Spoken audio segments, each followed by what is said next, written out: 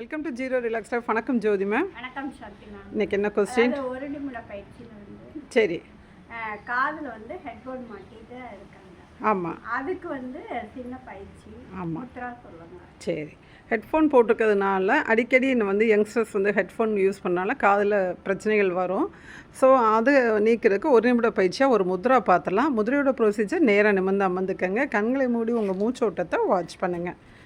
Okay, நல்லா ரிலாக்ஸாக உட்காந்துக்கங்க ma'am. இப்போ எப்படி மூச்சை உள்ளே இழுக்கிறோம் வெளியில் விடுறோம் சொல்லி வாட்ச் பண்ணுறாங்க. இப்போ நம்ம செய்ய போகிற முதிரையின் பெயர் சூனிய முதிரை. இப்போ கண்களை விழித்து நம்ம வந்து நடுவிரலை மடக்கி உள்ளங்கையில் வச்சுக்கிறாங்க. கைகளை ஜூம் பண்ணி காமிக்கிறேன். நம்ம ஒரு தடவை முதல்ல வந்து செஞ்சுருங்க. நடுவிரலை மடித்து உள்ளங்கையில் வச்சுருக்காங்க. மீதி விரல்கள் நேராக நீட்டு கொண்டு இருக்க வேண்டும். இந்த நடுவிரல் மேலே கட்டை விரலால் ஒரு அழுத்தம் கொடுக்குறாங்க. மேம் இன்னொரு தடவை நடுவிரலை மடித்து உள்ளங்கையில் வச்சுருக்காங்க. நடுவிரல் மேல் கட்டை விரலை வச்சு ஒரு அழுத்தம் கொடுக்குறாங்க. ஓகே, இப்போ மீதி விரல்கள் நேராக நீட்டி கொண்டிருக்க வேண்டும்.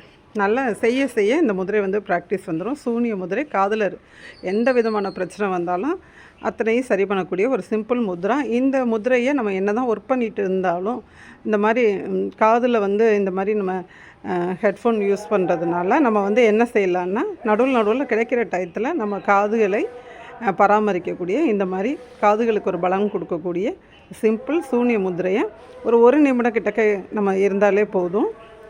ஒரு எண்ணத்தால் மூச்சை வாட்ச் பண்ணணும், மற்றொரு எண்ணத்தால் இந்த கை விரல்களில் கொடுத்துருக்க அழுத்தத்தை வாட்ச் பண்ணணும். எப்படி அழுத்தம் கொடுக்குறோன்னா நடுவிரலை மடித்து உள்ளங்கை மேலே வைத்து அந்த நடுவிரல் மேலே கட்டை விரலால் ஒரு அழுத்தம் கொடுக்குறோம்.